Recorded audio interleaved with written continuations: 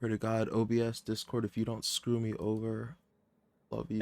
Gotta pray to all the tech gods. All the tech gods. All the tech. It's like Noragami, bro. It's like, if you ever seen Noragami, like whichever one's in charge of tech, yo, bless me.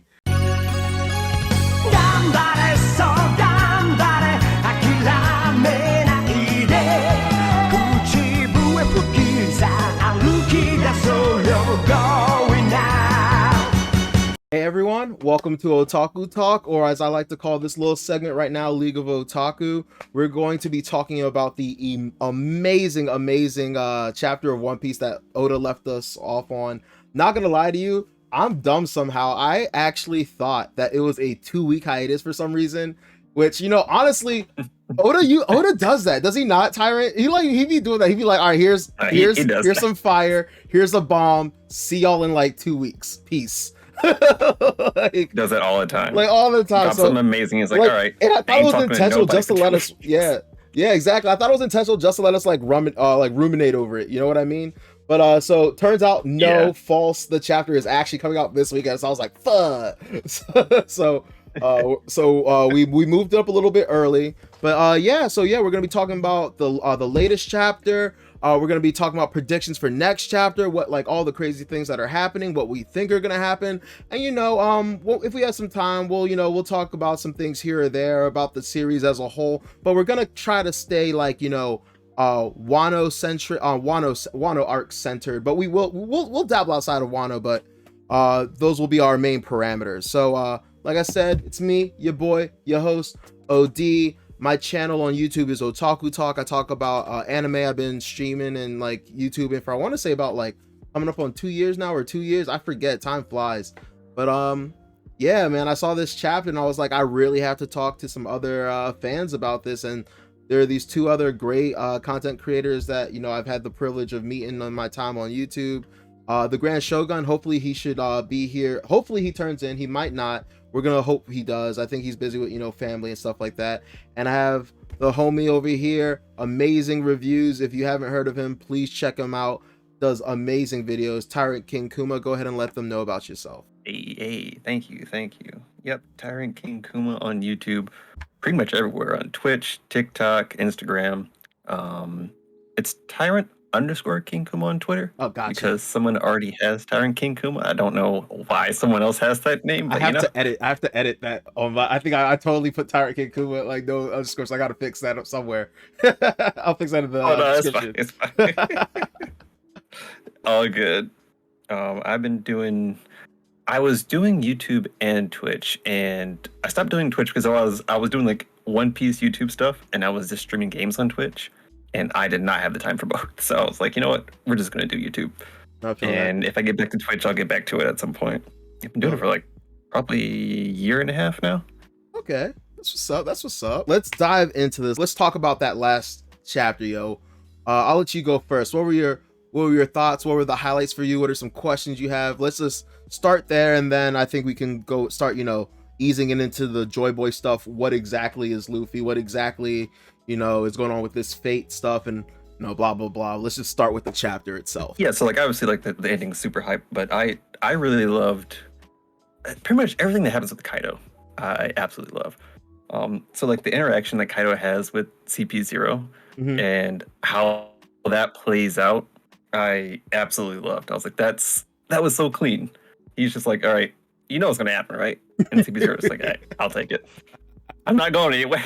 Bro, I was talking, so I gotta take it at this point. No, I was talking about that on the Grand Shogun was doing a live stream at the time, and at the time I had just read the chapter, and I was like, I have to talk to somebody.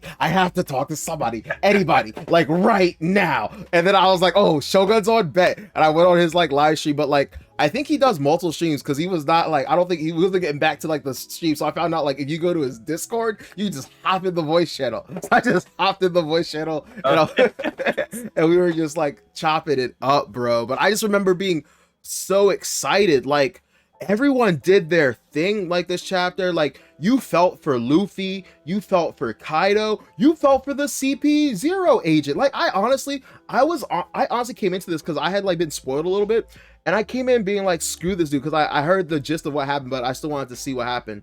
And but the like, if you're gonna do what he did, like that's the way to do it. Like I was telling like on Shogun's stream, like he's a soldier. Like this is what soldiers do. Like they fulfill the mission, and like that's that. Like it sucks to suck, but that's that. And like that's what he did. He resigned himself to his fate in that moment. You see that little head tilt he does, and then his partner does the same little like head tilt. Like he knew what was up. And I think that like brings up it makes that scene from 1042 a lot more when or no it's not even 1042. No, is it this shot? No, it's 1042.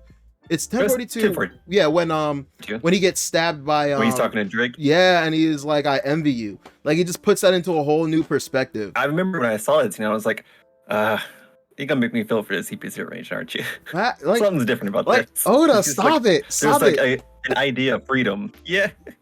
And it's like, and I was wondering like why him? Because there was obviously the other CP0 agent that was just chilling, who like hadn't been in any fights, had just been watching from afar. I was like, why isn't he doing anything? Why is it just this CP0 agent, or at least these two that are kind of out in the field? Yo, facts though. The other one is just hanging back.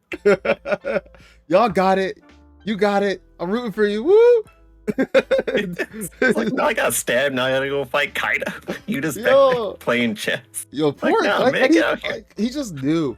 And you know what? I have map like I said, there was a lot going on in this chapter. Outside of that, like one thing that drove me nutty, like if you saw my review, was when I was talking about like for Nami being like there's two people that like you don't expect to like make a spectacle of themselves in front of someone that can like nuke them, right? And that's like Usopp and Nami. Like they are very, very like they'll call you an idiot or like get mad at you if you do something to draw attention to yourself in front of like a massive force. And for her to literally run out, like I remember, I messaged several people. I might have messaged you like, hey, who was that like ran out? No, I think it was my friend Taco. But I was like, who was that? And like that was yelling at like because I was reading it on the not the official scans yet, but he was like, someone says don't go out there, Yoi. And I was like, okay, that's Marco. But then I hear we can't let that oversized snake get away with lying like that. And I was like, yo, who's talking wild spicy like that?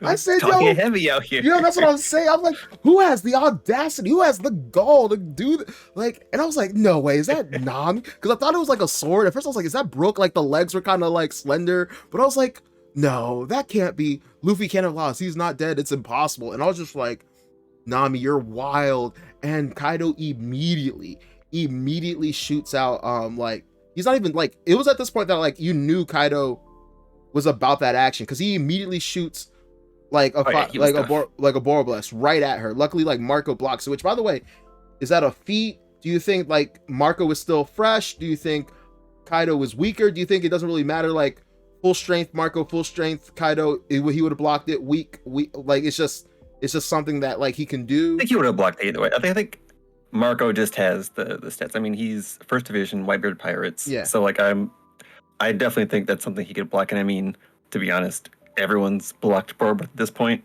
If Marco can't block it, then that'd be a problem. Okay, there we go. It's like that's been a few people have hit Borob, and so it's not as impressive to me to see someone like block it or like kind of defend against it. But I would expect Marco to be able to, especially flames. I think it kind of makes sense. Exactly. I felt a similar way. I didn't like. There's certain things in the community. People like. You see something and people that's what the cool thing about One Piece, but also the frustrating thing about One Piece. People can like interpret things completely different ways because people are like, yo, because he was able to block it, like Kaido's definitely tired. I was like, is he though? Like it's just everyone knows that Dragon Form Kaido is not the serious Kaido. That's let me do some tests and stuff. Let me just throw some things around. Yeah, if he's in Hyper, if he's in Beast, then he's fighting, but it's Dragon Form. And he's kind of having a tantrum right now. No, like part of me is wondering like why he's doing that. Is he just like screw this, F everything? My fight was ruined. I'm over it. I just want to like have a tantrum, destroy Wano, and like just impose my will on everyone. Or do you think this is part of like the whole like he knows more than like we do as the reader? And he is trying to like incentivize. Maybe he thinks like this will summon the JoyBoy. You know what I I think mean? he's still doing as per his plan because like his initial plan was to kind of start a war to trigger everything. And I think what he was trying to do with Luffy was skip past the whole war part and just get to the triggering part. Yeah. But since to him it seemed like that didn't happen, he's like, all right, well, back to war, I Back guess. back to the I guess we're original, doing back this to now. the Everyone's original dying. plan. Yeah. Back to the original plan. So she's like, all right, my fight's ruined, original plan. So he's like, I think it's a mixture of like anger and he's like, I'm gonna be bored for another 20 years. Okay. What do you think is like what do you think is the thing that like he had that like is only on Wano, that like he has to be on Wano, why Wano is so important? I have my own Wano stuff, but I is want to hear part of you the first. trigger. I think Okay. Wano is part of the trigger because Sengoku said that every big name goes through Wano at some point. And with all like so the Void Century has connections to Wano. Okay. Zunisha, JoyBoy have connections to Wano. And when you think about what Kaido knows, he should know things from being on the Rocks Pirates. And Rocks was constantly looking into like Void Century, ancient weapons, all that kind of stuff. He should have the information. So I think Kaido kind of has a few of the puzzle pieces that he has put together. Mm-hmm. So he's like, okay, so it has to be in Wano. There has to be a particular event that happens in Wano, and I need, X, Y, and Z pieces to fit in order for JoyBoy to arrive. So I think what he's been doing, he's kind of just been gathering everything to Wano so that pretty much everyone that comes in, eventually he'll find JoyBoy, right? I mean, that's how Blackbeard found the Yami Yami no Mi, is that he waited for it. He pretty much waited for it to happen. So I feel like that's kind of what Kaido's been doing. And with the war, he's trying to kind of jumpstart that. No, I definitely feel that. So like I like that theory a lot. I like that idea a lot. That makes a lot of sense to me. I was thinking on top of that, I don't think it's the weapons. I think I had this conversation with you how like I've been frustrated because one of my big spiels, I haven't done it in a while, but one of my big things was I was convinced that liquor iron ore was going to have a major relevance in Wano.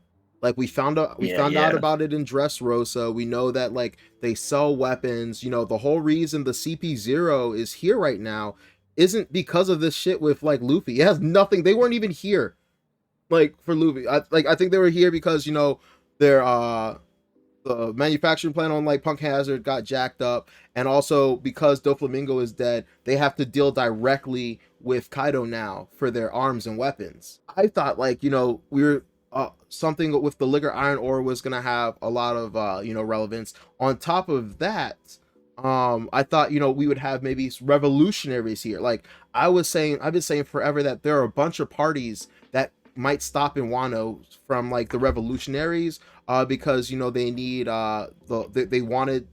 they told us about the liquor iron ore in Dressrosa. Like there's a whole scene with Koala and who's the fishman, Hack. Yes, Hack. Yeah. Like they were talking about it, and also I figured it would be a great like story point for Oda to also let them both find out simultaneously, like Luffy and whoever comes from the revolutionaries, about like the Sabo situation. So I thought that would tie up neatly in a bow. And then I figured maybe some way somehow Moria might be here, because we know that either Moria and or Blackbeard, because we know Moria stopped by Blackbeard, found out his subordinate got killed. We have no clue what happened to Moria. Kind of want to just assume he's dead, but you can never assume these things. And everyone has to get through Wano. Wano has an important poneglyph, so why wouldn't Blackbeard stop by here? Also, there's a popular theory that he needs the best devil fruits of every type, and so the Goro Goro is like the best Paramecia, and then the the Yami Yami is the best Logia. And so a lot of people were kind of trying to say that Kaido's dragon fruit, or as we know now, the fish fruit, is like the best, or a great Zoan. So that was all happening, and now that we're here, I definitely don't see like any of that happening. But I still am very curious as to know why like Wano has been referred to as the land of gold, and we have never like seen any kind of like gold or references to gold, or like anything remotely like golden about Wano.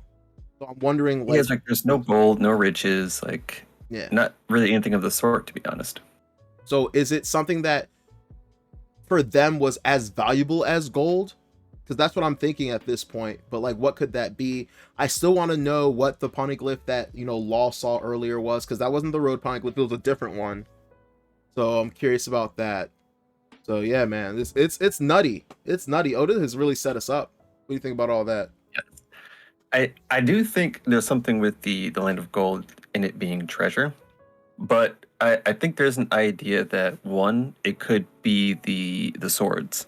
So basically, the swords of all the fallen samurai within that graveyard are basically the treasure of Wano. Okay. Being where like Chushu was and like everything else is stored.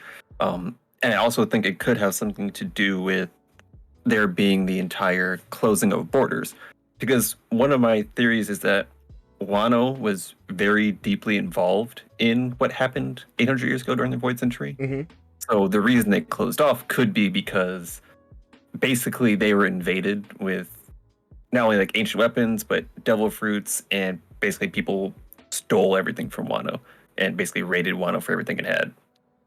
And so they were like, all right, cut it off. No one else is getting in here. Oh, absolutely. It's like there's got to be something that happens to Wano in order for them to say, we need to stop talking with the rest of the world. We need to cut off from the rest of the world. And whatever happened, it was before devil fruits were prominent. So all of that happens within the 800 years. There has to be something that basically they just weren't prepared for. And they were like, we can't go back out. So I think we've beat around the bush enough. Let's get into the most crazy thing. What's going on with Luffy in that last panel, man? What's going on? Drums of liberation, my guy. Drums of liberation, my guy. Grin, my guy. We smile. We out here cheesing. We out here cheesing. One thing before that, the victory box we got for Kaido, that took me by surprise. Because I was like, normally, like, you see the loss, Luffy gets knocked down, he gets back up. And then, like, they just do it repeatedly, and then he's back up again. And then I saw the victory box, and I was like, oh, snap. Kaido walking away with the W here. Bro, I love how Oda did it. That's real different. I was sus the whole time, because Oda doesn't do anything without reason. And I was sus the whole time. I was like, why are we doing, like, victory stuff? Like, first of all, we had the chess pieces, and honestly, what was the point of that? That became super irrelevant. It was just a numbers game to show shifting sides, but it was like it doesn't really matter. It didn't matter. It didn't matter at all. And then so he kind of wanted us to feel like, okay, it's like he did a great job. Like everyone had, I'm not gonna say everyone, you never know, but a lot of people have issues with people dying, not dying, blah blah blah, yada yada. How people are defeated, what have you, right? It felt like stakes, and with each win, it was like, we're feeling like, oh my god, like we just beat this person, we beat this person, we beat this person. Which, by the way, I do want to go back and talk about the Tobi Roppo fights. That's something I want to address. Because I'm not gonna lie, I feel a certain type of way about some of them. But anyway, but like, just we're taking out pieces, picking out vital pieces, but like, it doesn't matter. Similar to like what they were doing with the Go board or Shoji board. Like, if this one person is still on the board, if the king is still on the board, the game goes on. Exactly. And so like that's kind of what happened. It's like you took out all the pawns, you took out like all the pieces, you took out the queen, you even took out the king, but you ain't take out the supreme king. You know what I mean? Yeah. And looking at it, it seems like that was kind of like a waste of time. But even like thinking about it now, I do like looking back on it, because they do a very good job of saying, okay, the Beast Pirates have like 30,000. The Alliance has 3,000. There's no way they win. Yeah. And then they kind of do this back and forth numbers game where like the Beast Pirates lose thousands, the Samurai gain, and it's like back and forth, back and forth, back and forth. And it gives you the idea that, okay, these numbers don't matter because the Alliance is still going to win. Yeah. But then you have Kaido, where it's like, once Kaido gets past Luffy, it doesn't matter how many you have behind that, because Kaido can just walk through that. So it kind of switches on itself, because you have this idea that, okay, the numbers don't matter because it's in the Alliance favor. When in reality, the numbers don't matter because if you don't stop Kaido, everything else is gone. It was so like teeter-totter, because like they don't matter, but they really do matter, but they don't matter, but they kind of do. Yeah. Also, it like what I really liked about the numbers, it kind of represents there's one line, and I'm sure multiple anime have said it, but like there's definitely there's a line that goes, as long as our chances aren't 0%, or they're above 0%, or even if it's 1%, we have a chance, right? And I always kind of love that line because like technically that's true. Like no matter how much the odds are against you, like there's just like a slim chance, like things just align and things work out. And unless like it's the same thing with life and opportunities. Like it's hard to do certain things, but like if an opportunity comes your way and you just say screw it and go for it, like it like something amazing could happen. And that's kind of like what I think it fully encompasses the theme of what One Piece is. That like go for it. Like you only have one life, like this is your freedom, you're free to do whatever. Freely choose to like to dare, to wonder, to dream, to adventure, to like find out if you can have, if that 1% is you. Also like Basil Hawkins with his percentage, his percent like has a 1% chance of survival. Maybe it was Luffy, maybe this kind of was predicted by him. So I totally feel you on that. But the smile, the drums. Yes. Drums So liberation. initially, I've always been in like the boat. I don't know if there are many people in this boat with me, but I've always been in the boat where I like the idea if Luffy wasn't JoyBoy. If Luffy was actually an outlier in that some factor around him generates JoyBoy, but it wasn't just Luffy. And I think this would oddly fulfill both. Like, because I think the way we're going with this is that Luffy is a reincarnation, or like he's not JoyBoy, but a JoyBoy. And so I think that kind of feels both. I still feel a little bit salty if he turns out to just be JoyBoy. But so, yeah, what are you gonna say? I'm gonna say this straight up. There is no way in hell, like, this is gonna be a situation where it's not Luffy anymore. Like yeah. Even if I think the worst thing that can happen, and I'll get into that in a second. The most thing that can happen is it'll be a temporary possession. That for me is the absolute worst. Like, because but because if it's an actual like he's JoyBoy, I'd have to concede that okay, I have major problems. I have always wanted it to be like the theme of One Piece is freedom and predestination versus what's the word? Predestination versus free will. And I always loved how Oda knew how to like stay within the bounds of inherited will, where it's not so much destiny, but we inherit the will of others. Like one of my favorite animes of all time is Gurren Lagann. And literally at first you think it's just this happy-go-lucky action battle shonen, like whatever, but it's actually this massive allegory for like depression, anxiety, and the like human condition, and the condition to like to believe in yourselves, and believe in yourself and keep trying, and even if you fail, like the next generation can like go upon what you've done, and you can just keep going till like you can do like the impossible, so you can like do what like those that came before you couldn't even imagine or fought for. And I kind of like that idea with like that's who Luffy is. And yeah, like I love the fact that like his grandpa is the Marine hero, but he said screw the Marines, and like his father is this revolutionary, but he don't give a fuck about that. He just wants to do he wants to do his own thing. He shirks what anyone says of him, what anyone says he should be. He's gonna be his own person. He's gonna venture here, he's gonna go here. What? That place is too dangerous. I don't give a fuck. I want to go anyway. Like I'm Monkey D. Goddamn Luffy. Ain't no one like me. Ain't no one gonna be like me. And exactly. It kind of did get to me. The more we got the Roger comparisons and like blah blah blah, and I'm like, but like I never ever, because I hated what happened in Naruto. I didn't mind what happened in Yu Yu Hakusho, but that story didn't have the themes this one did. Was never a fan of Ichigo being like every Neapolitan ice cream, just every power. Like, but like Yeah. Luffy was always different. Oda was always different, and that's why I still have complete faith in him. People see this and are losing their minds, and they're like, "If you hated what happened in Naruto and you're okay with this, you're a hypocrite." Yo, chill. This ain't the end. This is one chapter. Yeah, it's like it's one panel, honestly. Yeah, like, one panel. You can it's get way you too get early nothing to. out of this. Literally, he could stand up. Literally, next chapter, first panel, he could stand up and be like, "Whoa, I thought I almost died," and like nothing happened, Yeah. and I wouldn't be surprised.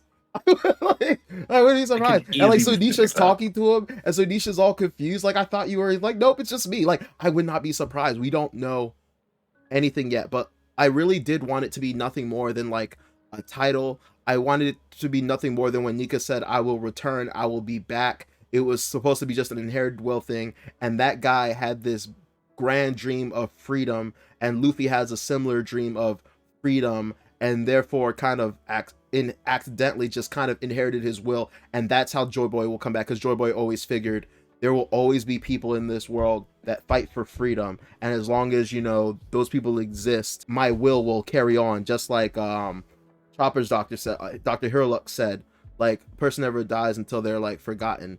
And like, I think there's gonna be like kind of a clever thing Oda does where Nika, like, he's called Nika Grin, but he's not like technically a person. It's the, like, you know how in One Piece, like, there are like the door fruit, and like certain fruits are concepts, not even like real things, just yes. Like concepts of something. Maybe it's the concept of a grin. The concept, that's why his name is Nika. The concept of a grin is just the like, you know how you, like, when they say like grit your teeth and bear it, like, you make a grin when you do that. You grin for multiple reasons, and like the concept of like grinning for Nika is just having that heart to like persevere and to smile and to keep going, and so Will of D members all have that will as well. Also, I'm hoping that there comes a point where we find out that like you don't necessarily have to be like, I had a whole theory, I forgot, like I was like messing with it, but like you don't necessarily have to be a Will of D, but like it helps propagate it, like you keep it to like just keep that spirit flowing or something. I think the Will of D is necessary, just because they made it a point to say that the Will of D is the natural enemy of the gods. Yes. And so that I think the idea and the concept is that JoyBoy and, you know, maybe further incarnations of JoyBoy and Nika, those are all basically the opposition to the gods. So like, while they aren't all the same person, they probably all carry the same will, being the Will of D. And so I do think that, I think you have to have the Will of D, but I don't think just having the Will of D guarantees you will be a JoyBoy. But there was, I think that's just one of the pieces. There were like people like Odin that like seem very Will of D-ish. There's like other characters that seem very Will of D-ish but don't have the D. That's true. I think Odin's probably the biggest outlier for not being a D clan member, but still having a lot of the same. And what do you think D? What do you think D means? Because like, I one time just got out my phone and so just started jotting. I was like, demon, because demons are, I would assume, are, you know, demons or devils are the enemies of the gods. I said maybe it's, you know, dawn, maybe it's dusk, maybe it's dawn and dusk, maybe it's literally a symbol for a grin or a smile, maybe it's dreams or dream, dedication. Like, there's so many drink because of sake. Like, there's so many great D words it could be. You think it's a word, or do you think it's a symbol? I feel like it's an ancient symbol. I think it's going to end up spelling something, but I've always thought that what it spells isn't necessarily the reason they'll have it. I think it's going to be a kanji for something. I think it's going to kind of be how you say a kanji. Raphael was originally. Yeah, like, but it's the going D to... is romanized and everything. That's the tricky thing.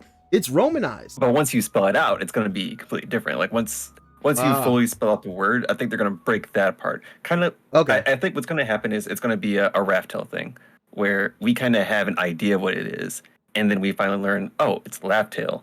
Oh, it has kind of a meaning behind the meaning. I think that's what's gonna happen with the Willa D. Okay, whatever it is. That's how Oda likes to do things. No, it that's is. how Oda loves to do things. Absolutely. So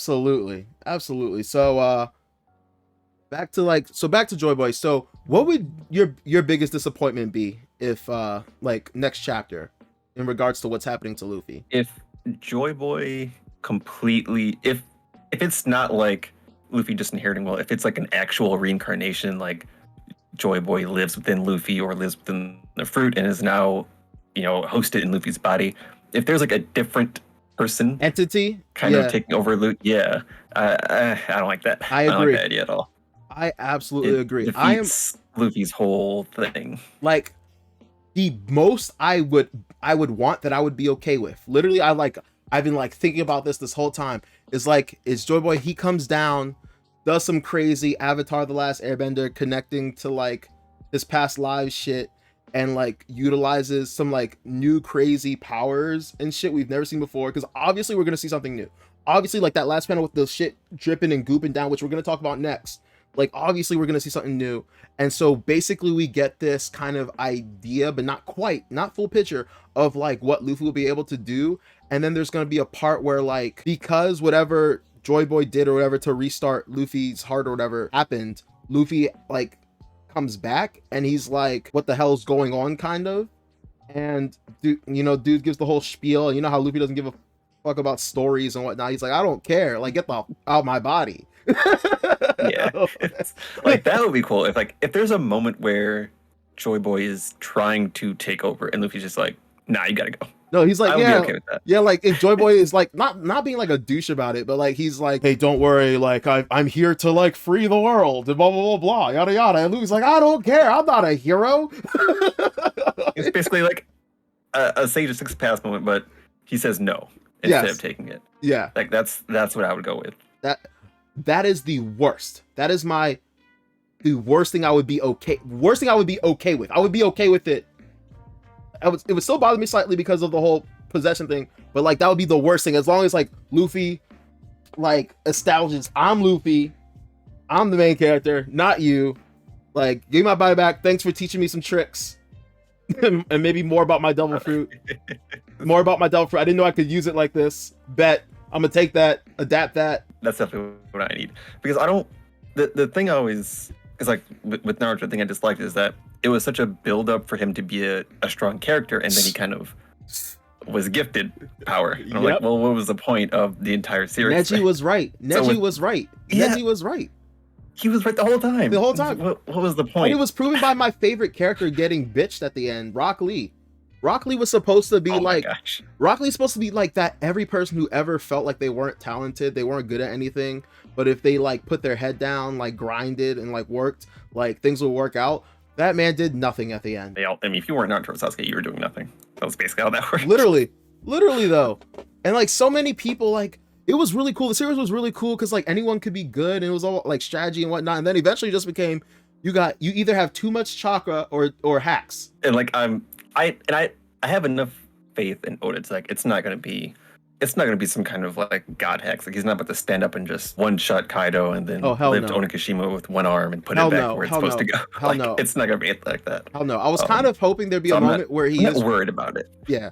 I was kind of hoping to be a moment where he's kind of like working Kaido, but like Luffy's pissed off about it, like his fight's being stolen, and that's how he kind of stops it.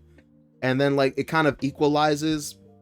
It kind of, and that would be okay in the fandom because it equalizes the hit Luffy took, like JoyBoy getting some hits on Kaido. It would like equalize the free hit that Luffy took.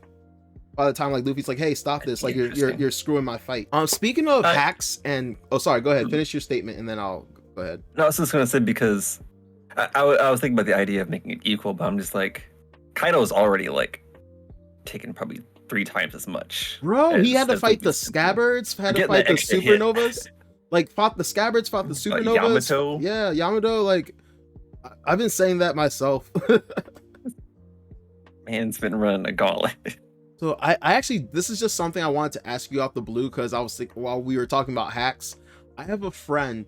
He loves One Piece, but he hates Haki. He hates the introduction of Haki. And I just real quick, I'll let you know mine, but I just want to know your thoughts on that. What are your like?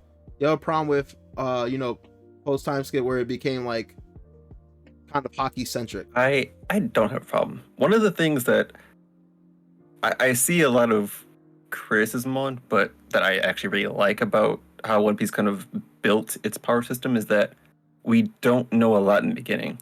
And we don't know a lot because we start in a very weak sea that doesn't see a lot. We start in East Blue and people barely know about devil fruits there. People don't know about Haki there. They don't know about like the great pirates of the world. It's so secluded, so like you're not gonna have that info. And then once you like get into the real sea, you see like, okay, everybody has a devil fruit. Like we start seeing crews with multiple devil fruits, and it's like, okay, devil fruits are more serious here. And then you go time skip, and then everyone has Haki, because you can't compete at this level if you don't have Haki. Like these are just the tools you need to keep going further ahead. So like the introduction of it, I'm completely fine with. I think the bigger issue is that when we kind of backpedal, Yes, and like then Crocodile. we get the things where it's like, no, that person had Crocodile? Haki back then. Crocodile, didn't yeah. use it. Yeah. Crocodile, Ace, like Rob Lucci. yeah, that I Like agree. they all had Haki, and it's like, okay, but why didn't they use that? So that becomes a problem with, and Oda's really good. So like I don't really care that much, but like that becomes a problem with trying to progress your story. Like I like my headcanon with Crocodile, for example, is he went to a weaker sea, kind of lost his edge, let his skills dull, similar to a lot of people that went back to like the easier sea and all that. To this day, I'm not gonna lie though, one thing I can't get over is Shanks losing his arm, but we're not gonna get into that because but like that shit pisses me off. But personally, narratively, I understand. Here's my thing though. I tell my friend this all the time. I said it was necessary. It was always going to happen. Don't get me wrong. To this day, my favorite Luffy fights are like still like the like a lot of my favorite arcs and stuff are still pre-time skip, just because we're still learning about the world with him. We're still in wonder. We're still kids too. We're still like, what is this? What is this? What is this? What is that? Everything is still new and shocking and surprising to us. Right? Yeah. I mean, even though Oda still somehow gets us every blue moon, like with dinosaurs and stuff, like he still finds a way to like you like with One Piece, you get to a point in One Piece where you're like, okay, I've seen it all, and Oda's like, no. Like, no, yeah. But have you seen snake dinosaurs? Yeah, but that's my like. It had to happen, like with how the OP devil fruits were. It would make no sense. Like I love Luffy, but there's no way Rubber is like competing with some of these devil fruits. Yeah, it's like you introduce smokers so early, and it's like, yes, and Luffy couldn't do anything. Smoker? And everyone's like, oh, that's lazy. Like he needs to find creative ways, bro. He's not gonna have a barrel of water handy for every enemy. He's not gonna have like Luffy's not like a genius fight. Like he's not a genius fighter. He's a fighting genius, but not a genius fighter. Like he doesn't like analyze and think things through. He's just, his combat is where it's at. He's not gonna figure out like, oh, I can like liquidize like smoker. Like that's not who he is. That was never going to happen.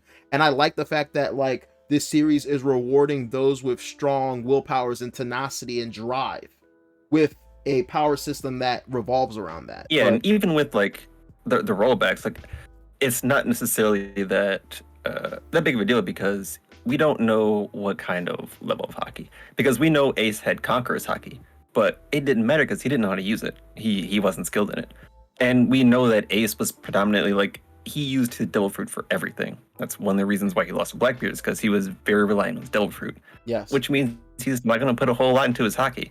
So even if he has Haki, that doesn't mean he's proficient with it. Doesn't mean it's as good. He might not be able to vulcanize or do all the things we see people do with it. So just because they have it, and to be fair, ornament Haki and observation Haki can be learned by everybody. Yeah. So even with that, it's not, it's not like a God-given gift. It's not like everyone had Conqueror's Haki and they just didn't use it.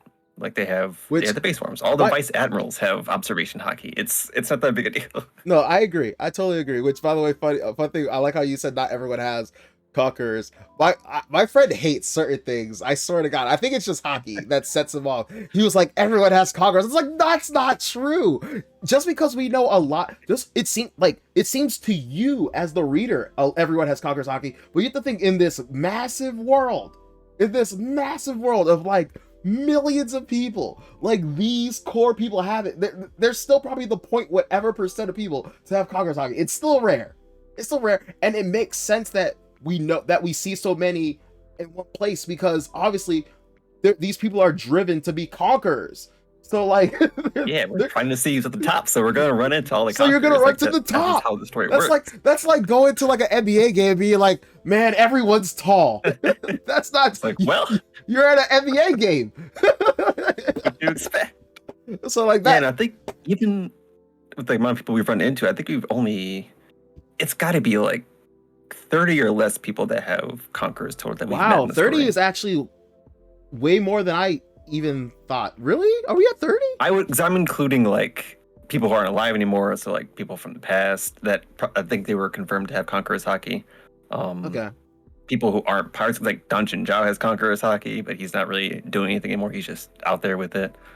I think 30 is probably generous, but like it's 30 of the cast of One Piece, where I think there's over 1,000 characters now, named characters, not to include just the people in the world.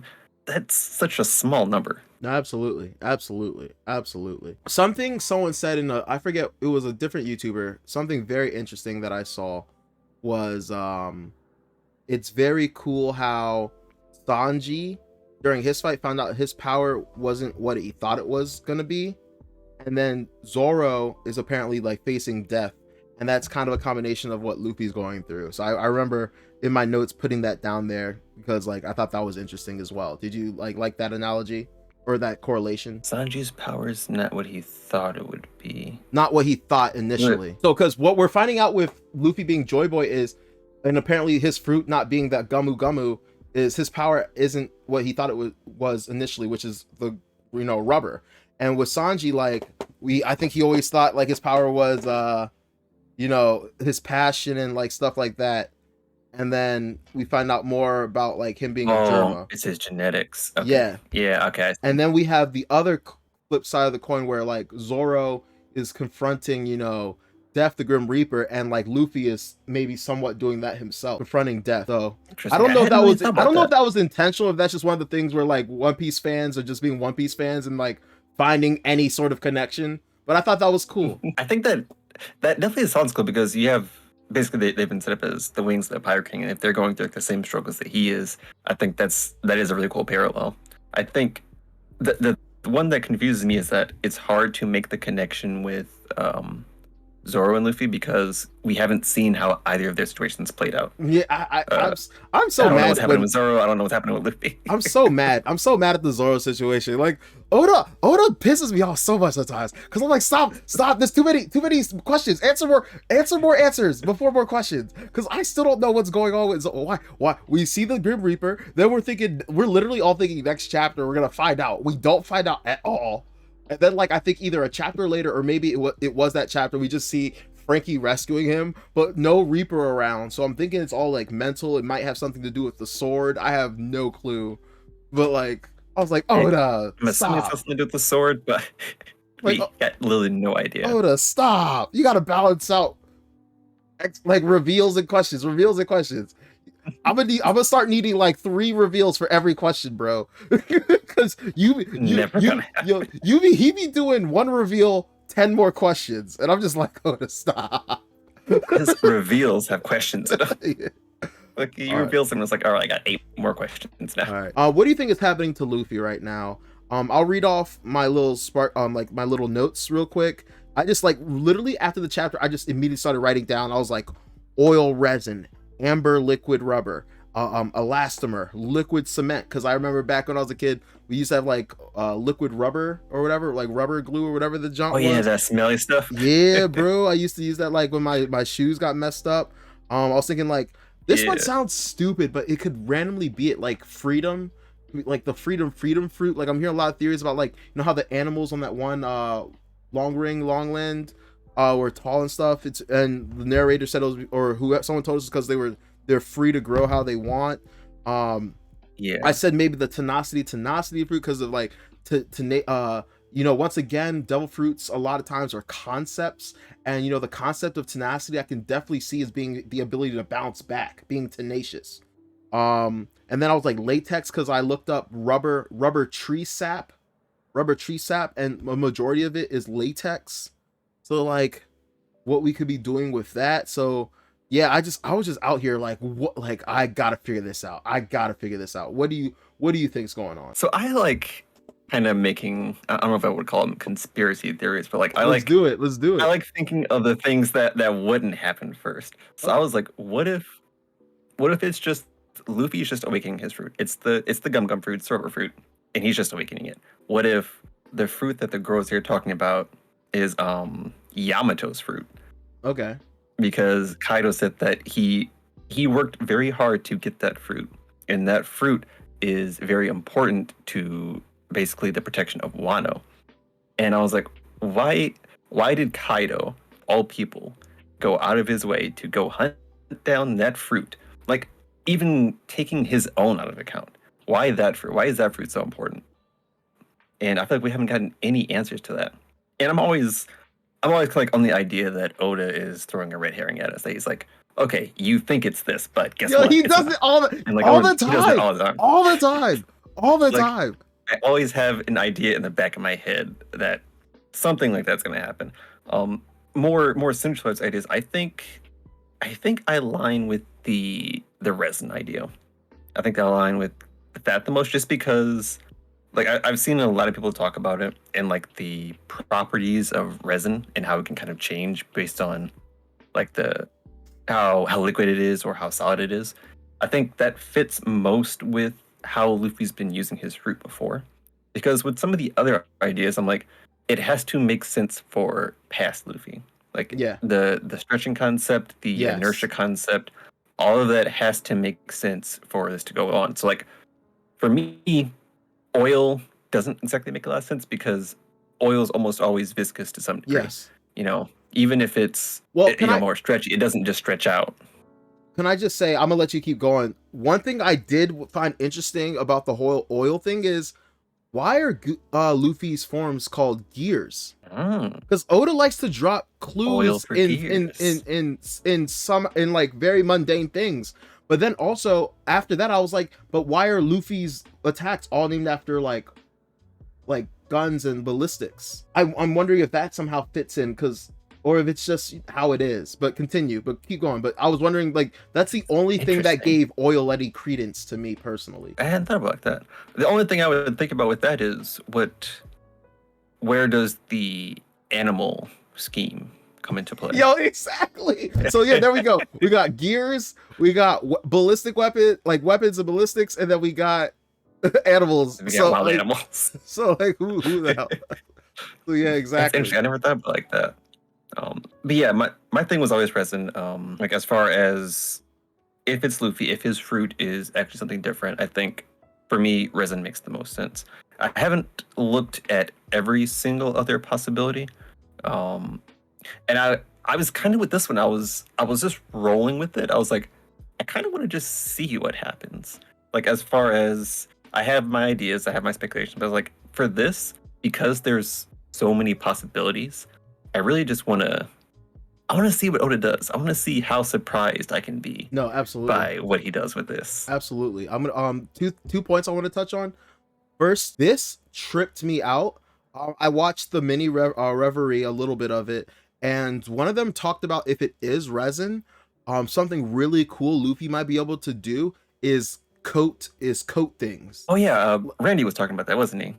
Yes. Yeah. I don't really watch him that much, but I think it was him, and like the ability to just, and I was like, yo, that's actually kind of crazy. That would be wild. And then like maybe Luffy would be able to swim, because I do remember when he was in the bubble and when his arm went out, he was weak, but like he was able to fight underwater in the bubble, just weak. And I was like, would this give him the ability? I was like, yo.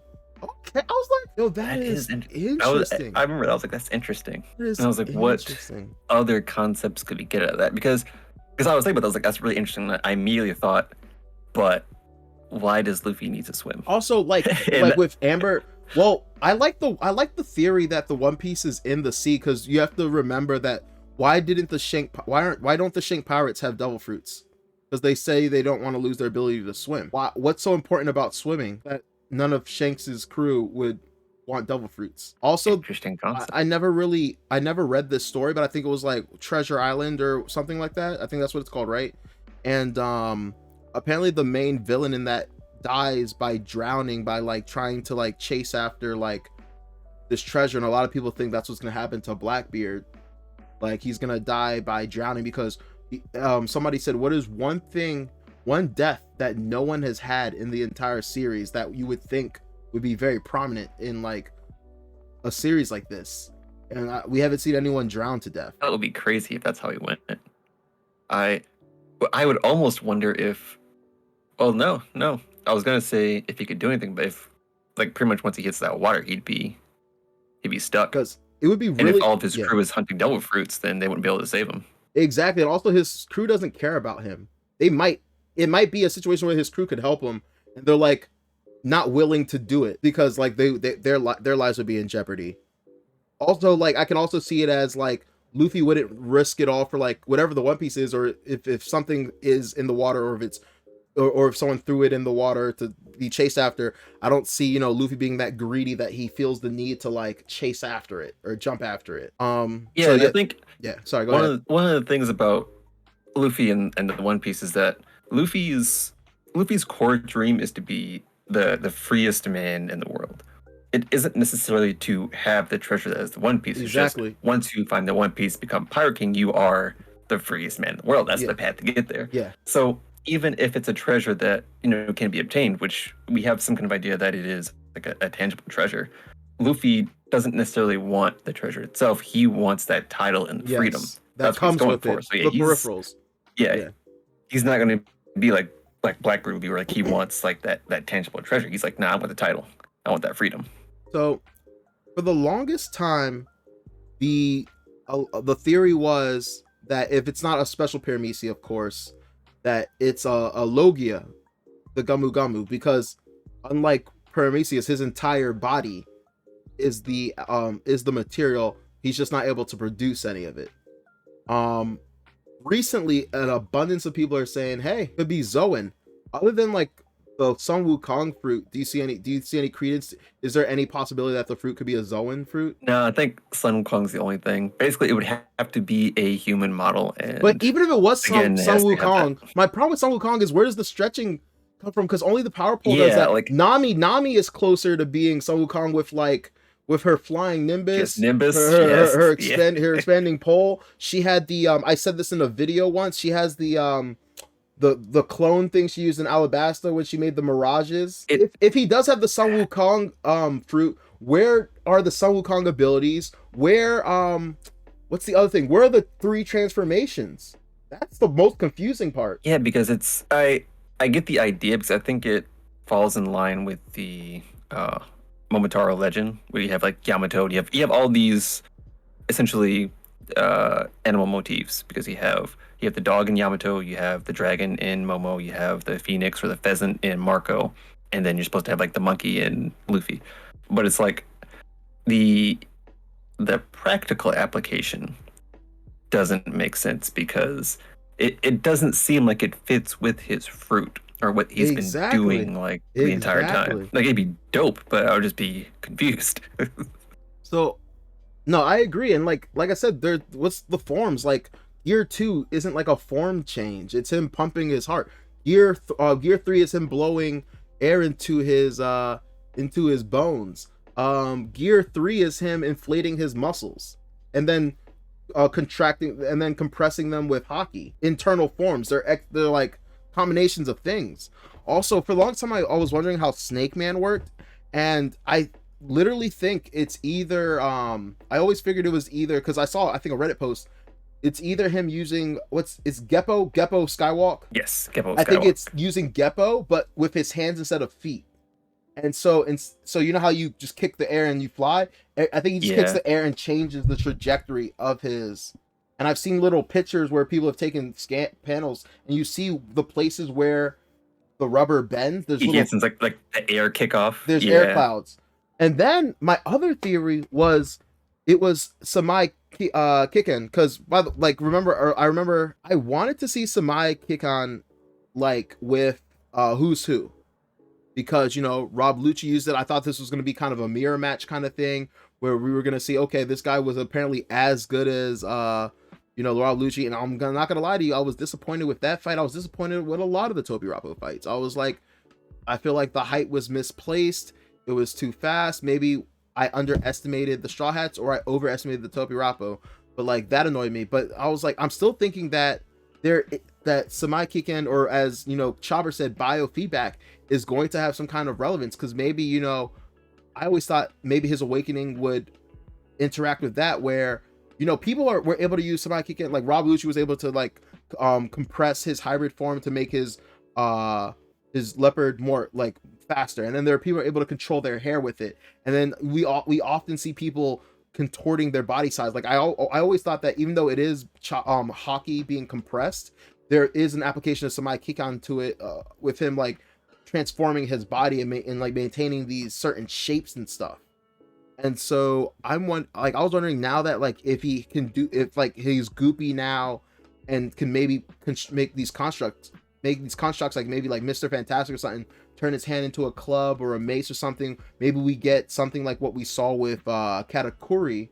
Maybe he can completely freely control his rubber, like ridiculously, basically using whatever version he's gonna call of his Samai Kikan. I think definitely with the comparison to Katakuri, I think that would be very in line, because we were basically set to see Katakuri as like this version of Luffy that was a bit higher up the tier. Yeah. Like he's got similar properties, similar moveset. Basically, he's like the better Luffy, kind of. And that's kind of how that was made to play out. So if Luffy kind of turns into a version of Katakuri, I think that fits well what we've been shown.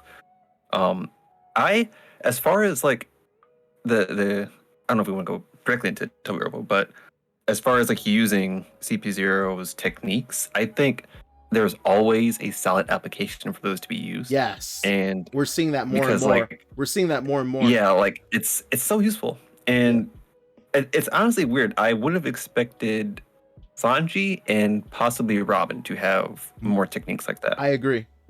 Totally agree. And we know Sanji has Skywalk, but I don't know. That's not crazy impressive to me. And his most recent thing where he's basically moving where people can't see him, I kind of feel like that's Geppo or just like Soru, right? Soru? Yeah, Soru. Exactly. Yeah. But it's way faster, obviously. Yeah, and I always thought he would use a kick form of what's it called? Shigan, the gun thing. Oh, like a finger pistol, like like a foot cannon instead of a finger pistol, like a foot cannon. Yeah, well, I was thinking that he could do like what Rob Lucci would do, and like he would take the application of Shigan and he would apply it to like his fingernails. So, yeah, like, exactly. Flaming Shigan, where he shoots it off like a flaming kick for Sanji. Exactly. Where it's like he really hasn't adapted any of those kind of abilities, which I don't. With how the German stuff's playing out, I don't think we're going to see any more Rokushiki going to Sanji. No, I think he's got Skywalk, and I think that's about it. Yep. And I don't think we're going to see it going to any other Straw Hats. I'm hoping we see more like Cypher Pole agents, and then we get to explore more that way. But I think that's the only way we're going to see more. Well, like, I think we'll see more stuff. From Admirals. Admirals use Rokushiki sometimes. I think the only one like everyone uses is like Zoro. Like, okay, because, but it's not a CP, know, like, it's not a native. It's not a native to. One thing I do know is everybody above like Admiral or something knows all 6. I think it's like because the Vice Admirals could use Geppu, they could use sorry, not Zoro, Admiral, they could use Admiral's the highest, but like above they could use Tekai. Yeah, they could use the Rokushiki techniques because they were all using them in the Marineford like everywhere. Yeah. So like it's in play. I honestly don't see a need for the Admirals to use it because like I've seen Aokiji jump like 400 meters in the air and just be fine. He doesn't need Skywalk. He doesn't need Skywalk. Like they don't need Iron Body, their Logias. Like they really don't need the techniques, which is why I don't think they use them. They probably know them and probably learn them at some point, but I don't think we're going to see a huge application from them for most of those techniques. All right, cool. It would be really cool though. So I think we kind of touched on this, but so it led up to this naturally. What do you think the awakening is? And this can be the same answer or two separate answers depending on how you feel. What do you think the awakening is, and what would you like the awakening to be? So I'd probably put it on because I think it's a new property of rubber. I think of as adhesive, 100%. Right? Like, not even just adhesive, but like, because we've seen Luffy be able to heat himself up. So I'm wondering if this is just like an overall application of a heated up Luffy. So like, he heats his entire body, and it changes the malleability of his body.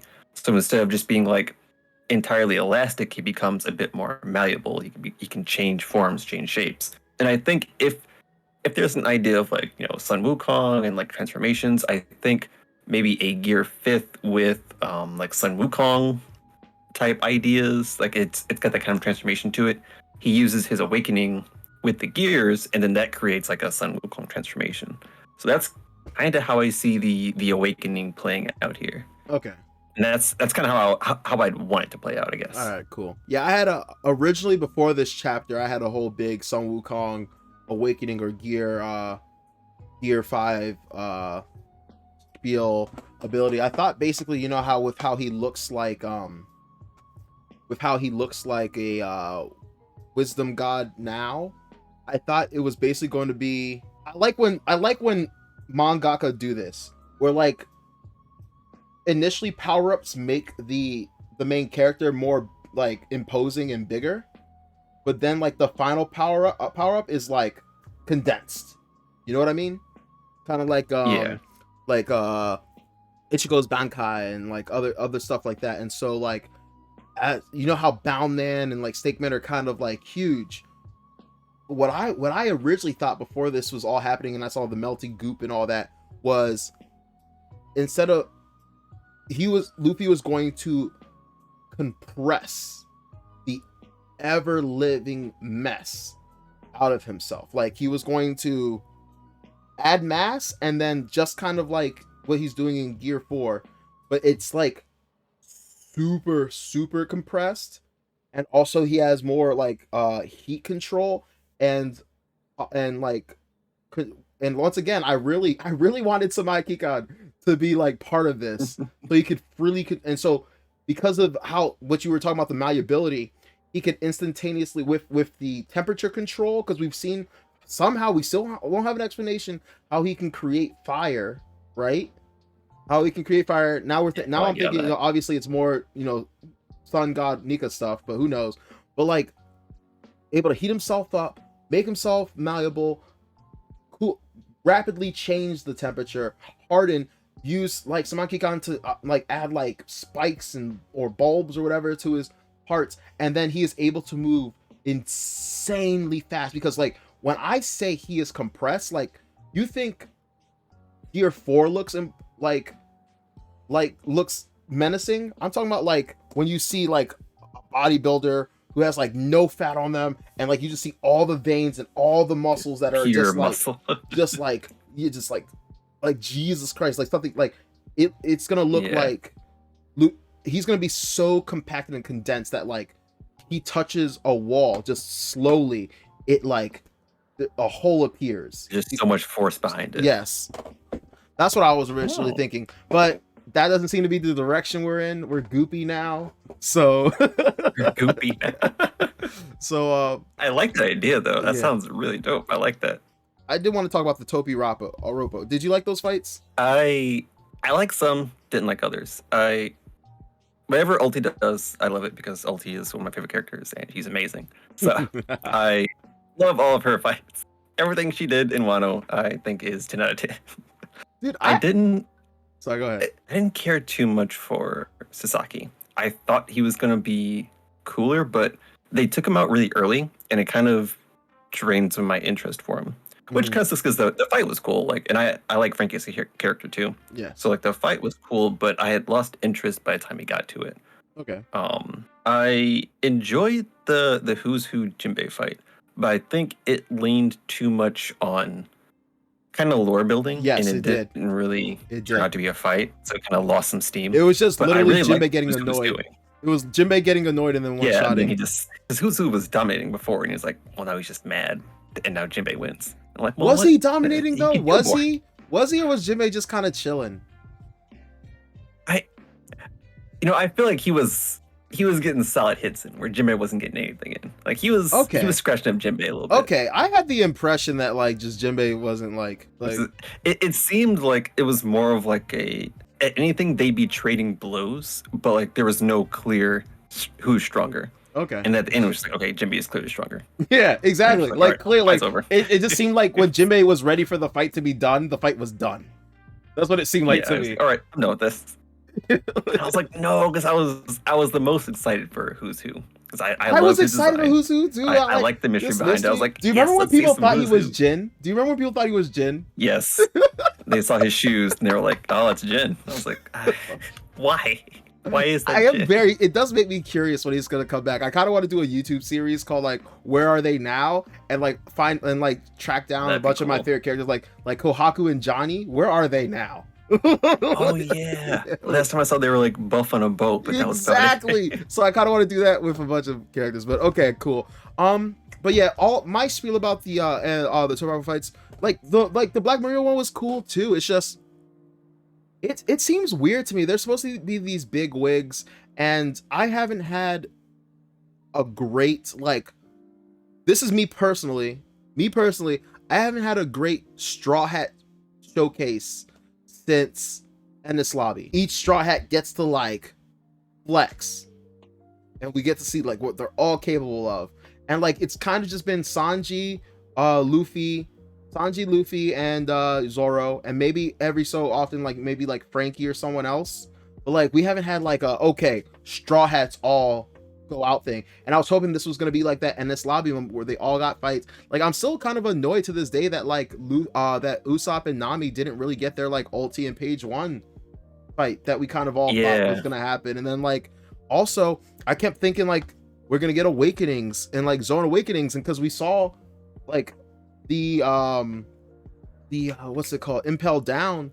We saw the Impel Down the guards, and I'm thinking, and we know that a key characteristics of Zoans are that they are that they're resilient, they're tenacious, they recover really quickly. And so I'm thinking, okay, we think that, and that's why I think originally when we were talking about like the victory things, I thought Oda was doing it so that like it's like victory, and then like all of a sudden like they get up, and it's like like it wasn't a victory, like because they got back up. I thought they were all we were gonna get Awakenings, but like as every chapter after the defeat, like we kept getting more and more chapters, I was like, I don't think they're getting up. I don't think they're getting back up. Oh, they down. They down. Yeah, they down. So I felt the same thing, because I was like, there's no way that they're gonna be out that fast. And that's what I said. Some of the fights I was like, what? Yeah, it's like, what? Seriously? And at first I was like, I feel like I might be a little biased because I just want to see more ulti. Because I was like, she was one of the first ones that was down. I just wanted to see more. I was like, I love ulti so much. And I was like, she's not done yet. And then everyone else started going down. I was like, oh, okay, they're done. But I think this was kind of like people's hope for another Water 7 Neslabi type deal where everyone gets their own fight.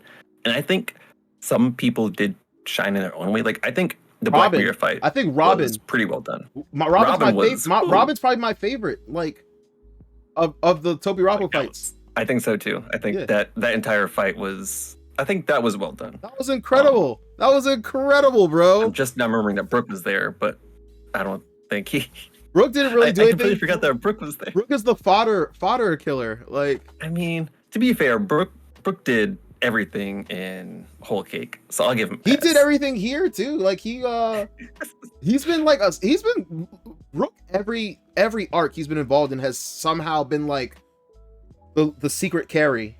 He gets so much done. Like it's weird because he kind of does what Sanji used to do. Yes. Where like Sanji would kind of be in the background handling like all the extra stuff, and he'd show up at the end like everything was done. Like Brook does that now, and Sanji does more fighting, which I guess it's fine, but it's I liked that part of Sanji. Yeah, I I think get that that. made him a cool character. That's my friend. We Um, used to fight because my friend is under the impression that Sanji and Zoro are the same strength, and like I hate getting into arguments with him because it kind of comes into like it kind of gets into like, can you prove God is real? Can you prove God isn't territory? Where it's like, yeah. well, can you prove he's not as strong? And I'm like, I feel you, like, because he brings up really valid points, because it's kind of Oda does it intentional and it pisses me off. It's very weird because Oda does keeps it ambiguous, but like everyone kind of it's kind of assumed and just felt like I just feel it in my soul that Zoro is stronger. Well, like, the thing is, because he keeps it, so he makes very deliberate points to make it ambiguous. Yes, but when he It's- writes the actual story, I feel like he makes it pretty very clear, clear. with how That's what pisses me off. I've said this sets up the verbatim. fights. I've said this verbatim to my friend. Like in the story, it's just clearly him, but like he does like there are these weird feats, there are these weird things that they say where it's like and my friend's like everyone just sleeps on Sanji just because what you were saying. He does the like the grunt work, like the behind the scenes work. He's not supposed to be the fighter of the Straw Hats. He's the stealth, like the behind the scenes, even though honestly that's been kind of relegated to just like Brook does the dirt work, Robin does the like spy work now. So like, Yeah, the stealth ops, like, so like Sanji just cook, bro. and it's like, I don't know. I'm like, I keep telling people like I know this is a weak excuse, but I'm like, man, he's the chef. Like, just be happy that like he's that strong and he's supposed to just cook. I think there's a point that like, so Zoro wants to be the strongest at something. He's going to be, and I say that too. I say that all the time. There's literally no way the guy that's gonna be like, ugh. The reason I wanted to talk about Zoro and King is I want to know if this is a me issue or if anyone else felt this, but something that bothered me about the Zoro fight is Zoro's whole spiel is he wants to be the greatest swordsman. He wants to be able to cut anything.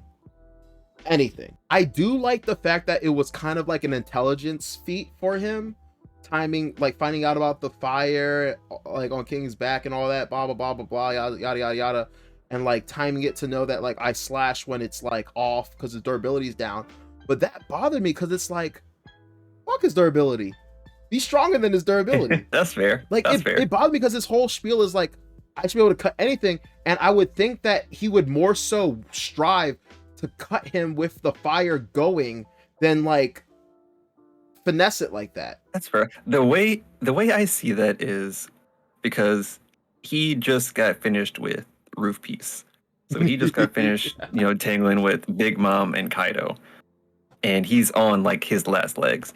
So one way I always see a Zoro fight, like he's not going to leave until he cuts through whatever he's fighting. Yeah. That's kind of just how Zoro works. But in this case, it's kind of like, he's already done so much. At this point, he's not trying to surpass his limits. He's trying to basically support Luffy. He's like, I got to get you down so Luffy can focus. So like, that's kind of my viewpoint, is like, he's not really going for like, let me get stronger in this fight. He's like, I need to end this as quickly as possible because I only have a limited amount of time. Luffy has a limited amount of time. If I don't stop him, no one else is stopping him. I guess I gotta get this done. So that's kind of how I saw the King fight. I didn't really see it as like a spectacular feat. I didn't really see like a lot of growth or like that fight. I think it was just a fight that had to happen. I feel you, because he was on his last legs, barely standing because of the medicine, but like, I don't know, it just felt crazy to me because like Zoro's one of my top characters, like one of my favorites, and I was like, bro, your whole spiel, like if you fight Diamond Jozu, I want you to be like, I want to cut Diamond. Like that's the end goal, is I want to be able to cut through whatever I'm fighting. Yeah. So just literally for me, I thought it was like, that's what it was. Like the moment it got introduced that like he becomes super durable with the flame, I was like, oh, bet we gonna handle that. Show him how we do, Zoro. Show him how we do. Oh, you think you're uncuttable? but nah, I got you. But no. Odin Yamato. So what is Oda trying to tell us? Because my whole thing is like, Yamato, I want her to join the Straw Hats. I want her to leave. But story-wise, narrative-wise, I totally get I totally get her staying because what you could easily say the mistake that Oda made, sorry, not Oda, Odin made, was leaving Wano and then letting, the bad elements come in and screw everything up. But at the same time, once again, what's the theme of the story? Freedom. You should be free to do what you want. You shouldn't be beholden to others.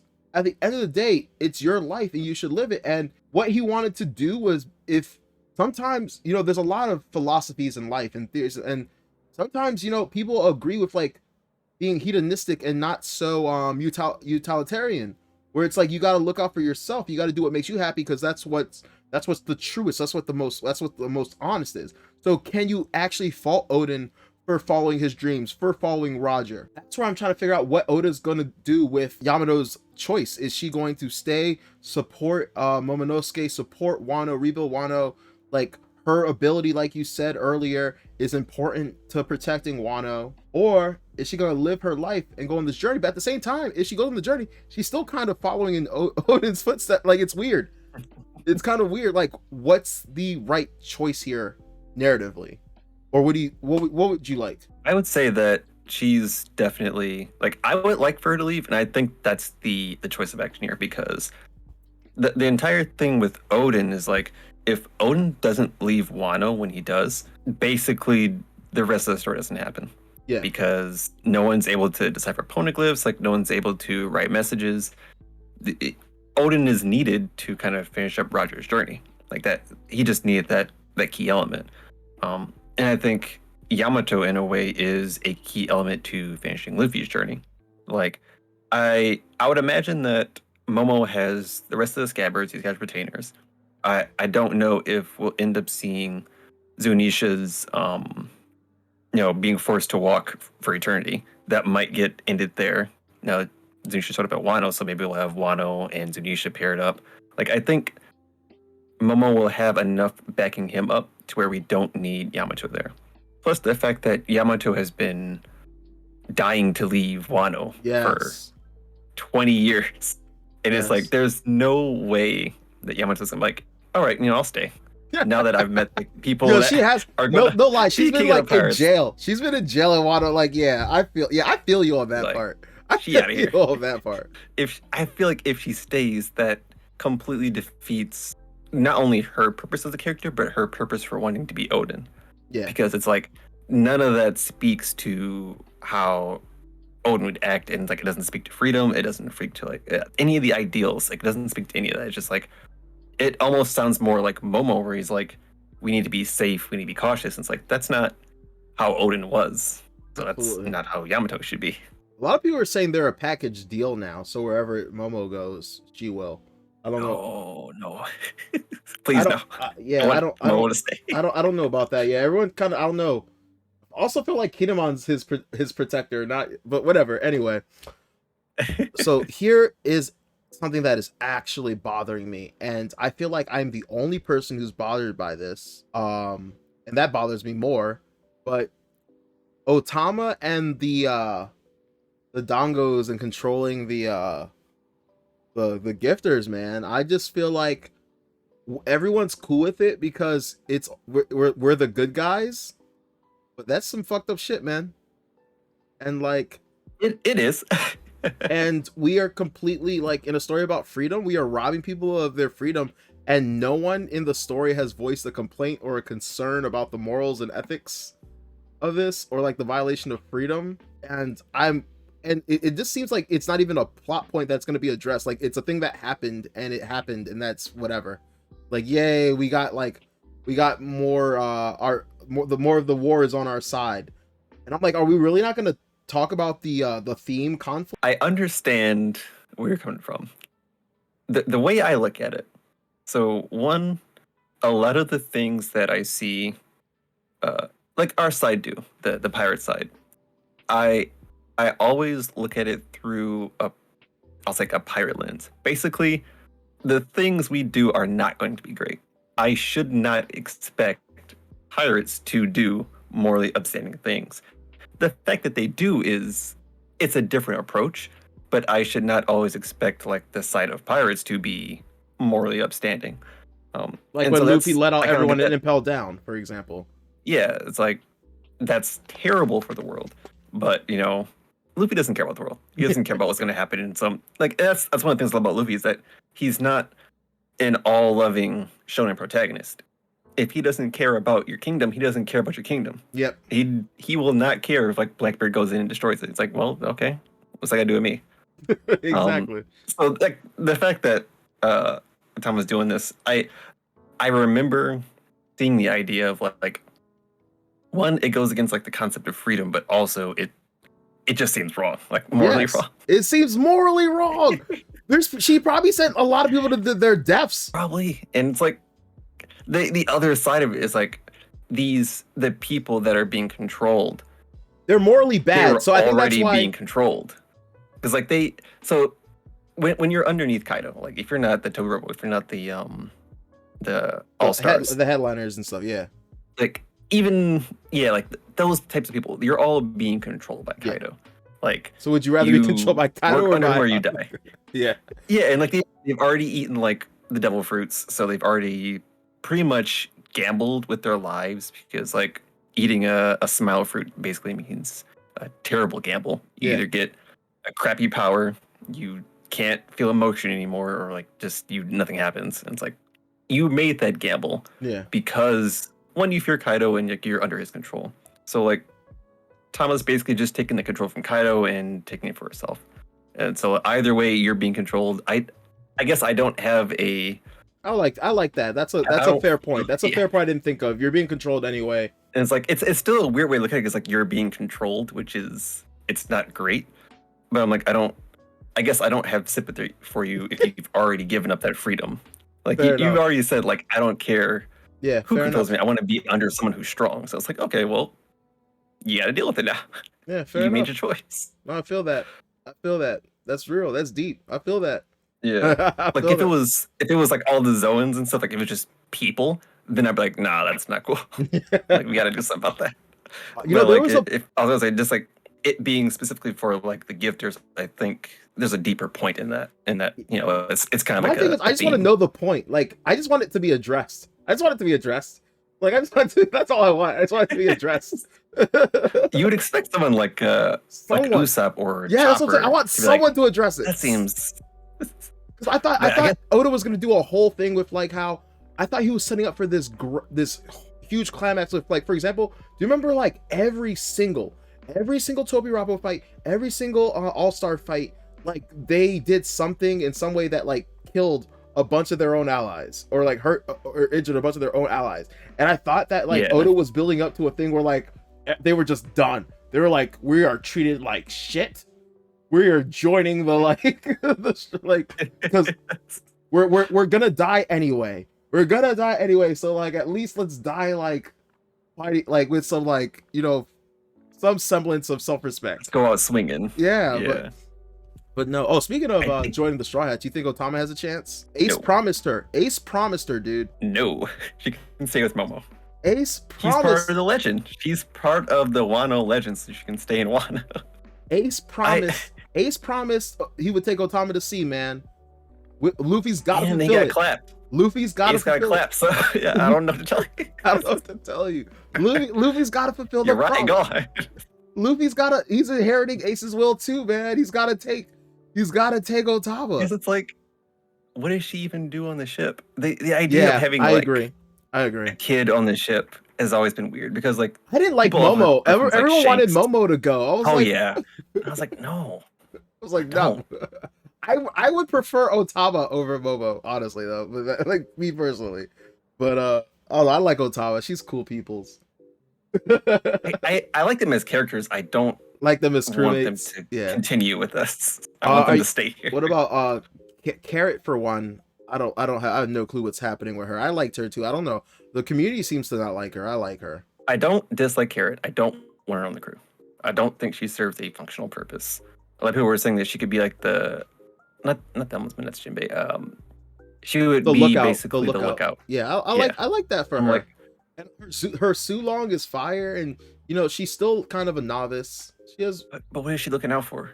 What is she looking out for? Why was that? That was I feel like that was way funnier than you intended. But like that was you'll say, what is she looking out for? I mean, but what is she looking out for? What's the point of that? No, I feel you. Hey man, I don't Zoro understand what her Zoro purpose would be. used to be up there. Who else used to be up He'd there? be working out. Usopp used You to know be that up man there. can't see past the ship. Oh no, I feel you. All right, let's wrap this up, buddy. This has been a. By the way, thank you so much once again for doing this. This has been a great stream. Oh, Really yes, wish it's been awesome. Shogun has been here. This is great. We got to do this again more. So let's wrap this up with aftermath of Wano. What do you think happens after Wano? We can talk about. We forgot to bring it up earlier. We can talk about a little bit about like what's going on with like Sabo. Also, I love the fact I want to hear more about like your name is TyrantKingKuma, so I assume you like that character. Yes. I assume that you're Absolutely. deep in the lore of that character, and you probably are one of the people that know the like. I have been researching the connection between that character and Joribani and Sorbet Kingdom and all that, so we can talk about that. I know that there's a lot of world government agents here right now. How are we going to take care of that? Are we going to have to flee Wano? Yeah, let's just spitball and then just this will be the last of it. Yeah, I think one of the easy ones, the world government, I think you're just going to get trunked out of here. Snoosha's just going to do a swipe and then that's like everyone and their mom. Everyone and their mom is all that. I'm kind of annoyed Zunisha hasn't. I'm annoyed by two things right now. One, that Zunisha hasn't already like put out the fire. Like put out the damn fire, Zunisha. Like put out the fucking fire, Zunisha. And then two, how the fuck does no one see Onigashima right now? I have it every chapter review. I'm like, people still haven't seen Onigashima. And it's like there was a point where like they threw the lanterns in the sky. Bro, I'm like, okay, bro. So the lanterns are gonna light up the sky and they'll see the giant like an idiot. Every video I have released, I have felt more and more stupid. Like, oh, the clouds parted. Everyone's gonna look up and see. No. Oh, they lit lanterns and set them up. Everyone's gonna see. No. Oh, a giant death nuke, laser beam, fired into the ground underneath. That like went through Onigashima, hit Wano underneath, hit the flower ground underneath. They're gonna see it. No one has seen the Onigashima. They are really into that flower. Like the festival is just popping. It is. They are fucking twerking. They are playing like they got Gucci. They got Gucci on the speakers. They got Gucci. Like I was just like, I think I did like Travis Scott on that chapters. And I was just like, they've got to see it next chapter. It's got to happen. I kept every chapter. I'm like, they're gonna see it. They're gonna look up. At this point, I just like it's like the Netflix. It's like the Netflix show. Don't Look Up. Yeah. I think I got to the point where I was just like, instead of saying they're gonna see it next chapter, I was like, and they don't see it still. Moving on. Next part of the story. And it's like, I'm honestly wondering if it's going to get to a point where they just don't see it. Like, do they not see the giant island? Do they not see the giant elephant over there? I gave up the last straw. Yeah, the giant elephant. I didn't even mention. I forgot about I gave up after they didn't see Law and Kid's like awakenings. Like, I was just like, they don't want to see it. They don't want to see what's going on. I was like, they're just permanently turned the other direction. They're never going to look behind them. Never going to know what's going on. And I'm like, if it ends up being where they just don't know what the Straw Hats did for them, which is like that's not uncommon. We've seen it before where the Straw Hats do something and then like they basically go unrecognized. Not on this scale. Not on this scale. I've said this in all my videos. I've said this in all my videos. Every single major like toppling of a big boss and like returning of like a kingdom back to itself, everyone has to bear witness, because it's one thing to hear about it, it's another thing to see it. One Piece is this big thing about kind of like globalization and what you were saying earlier, where like these people in this part of the world, because of it's the world government doing it, they're controlling information. That's why Morgan's is like right now like being pursued by them. They control what information, and also you have to ask yourself, in this world, what makes you a pirate? Like, how the fuck is Mihawk a pirate? And something I think makes you a pirate is being free. Like, I think that the world government is so threatened and so scared of people sharing information and knowledge and stories that the moment that you like go out and do something, you become a pirate. Because even like Fisher Tiger, and there was someone else who was just a merchant. There was a merchant, someone who started off as a merchant. He became a pirate because if you go to enough places and start chatting with enough people from this place and start telling them, hey, I saw this at this island. I saw this at this island. Hey, that doesn't match up with what I heard. Or hey, there's that I was told that doesn't exist. You're a problem. So it's all about too much. They're gonna take you out. Yeah, so it's all about consolidation of like information and power and stuff. Yeah, that's why I was like, I don't know about that. And I think that's how it should be. They should know. I'm just waiting for it to happen. Yeah, because I also thought when Queen got beat, I thought it was gonna be like a Kumadori thing where Sanji basically hits Queen and he lands in the flower capital, and then they're like, wait a minute, what's going on? I don't know where Queen's at. Queen just went off flying somewhere. Yeah, they all went flying somewhere. Which another thing is, I hate when Oda does things because he makes you paranoid because he does everything he does has a purpose. So where are they flying to? Why are they flying there? Like what's gonna happen? Like how's it gonna factor in? Because like I said, every time the cloud splitter they flew lanterns, I thought that was Oda saying, okay, they're looking up. I thought that was Oda's way of saying, okay, they're gonna look up. They're gonna look up. And I was like, okay, it's not. It's clearly not. It's just not. Like I'm waiting to see that payoff. I'm gonna be really interested to see how that turns around. As far as some of the other aftermath, yes, I've been thinking about the whole Sabo Kuma thing for a while, because the idea that they got across was when they first set it up, Dragon was like, we need to declare war on the celestial dragons, and that's kind of the idea you get when they infiltrate for the Reverie, is that okay, this is when they declare war. But when they talk like in the underground, they specifically mention that they're here to get Kuma back. So I'm like, is this not the time? Is this the time? Is it 2 in 1? Like, what's the plan here? So what I've been assuming is that it is a 2 in 1, and basically Kuma did what he did to not only save his kingdom, but basically to be a deep insider. So basically he's at Maryjoy. He's, at the Reverie. And what they do is if they reinstate his mind, reinstate his conscious, that's an easily overpowering entity that they now have in the center of the Reverie. And if they want to declare war, that's a really good way to do it. Now, I never thought about that. That's somewhere in that mix. Yeah, somewhere in that mix, it seems like, because I think their whole goal was to either kill Cobra or to kill Vivi or to kill both. And I think they accomplished killing one of them.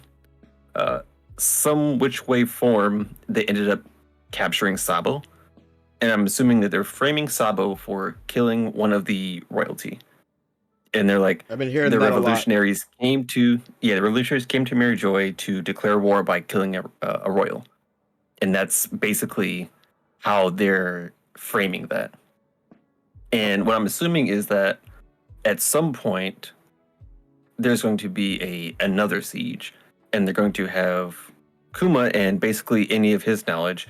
And I think we're going to start seeing more of Vegapunk, because he obviously, I can't wait to see. He has deeper ties. We need to see. It's been so long. He has so much information. Also, I'm one of those weird people that like the most obscure things I can't get out of my head. Just like I was telling you earlier about like the liquor iron ore. I can't get out of my head what's that thing called? This. I keep wanting to say San Juan Bridge. I know it's not the San Juan Bridge. Something Wolf Bridge. Tequila Wolf Bridge. Oh, yes, the thing that Robin was on for a little bit. Yeah, like they're all we know is that they're building a bridge to connect all these places. And it's like, what are they doing? Like, Oda just drops these weird things and hopes you forget about them. And I'm one of those people that's like, no, Oda, no. Even though it's like 5 years ago, I'm still wondering. But like, I'm like wondering if that fits in somehow.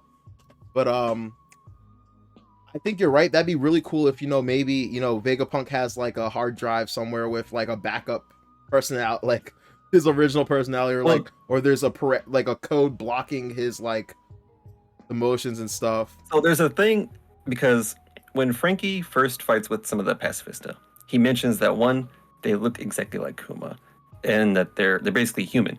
So he says they have to be some kind of relation to Kuma, because he basically says you can't just make a human. And he's like, at some degree, these were humans that looked like Kuma. And so that kind of gets you the idea of a lineage. There's more to Kuma's family. There's also another person in the Revolutionaries who looks basically like Kuma. It's like a smaller version of Kuma that we always see. Like he's just like in the shadows. They've never showed a name or anything. I want to see if I can find a picture of him. Yeah, I'm looking him up right now as you were talking. I'm wondering if he's basically the backup drive. If they're trying to reinstate Kuma, they use him as kind of leverage. I was thinking, if we had any time at all, because like it just doesn't seem like we have any time in the series to do anything like extravagant, because we still got to get to Elbaf, we still got to go to Laugh-Tale, and then whether Laugh-Tale is a combination or part of fighting the world government and fighting Blackbeard, we would still have to do that afterwards. And my thing is, like, I thought we were going to get Impel Down Marineford 2.0, where this time it's successful because he fell last time, and this time he has his crew and they save Sabo.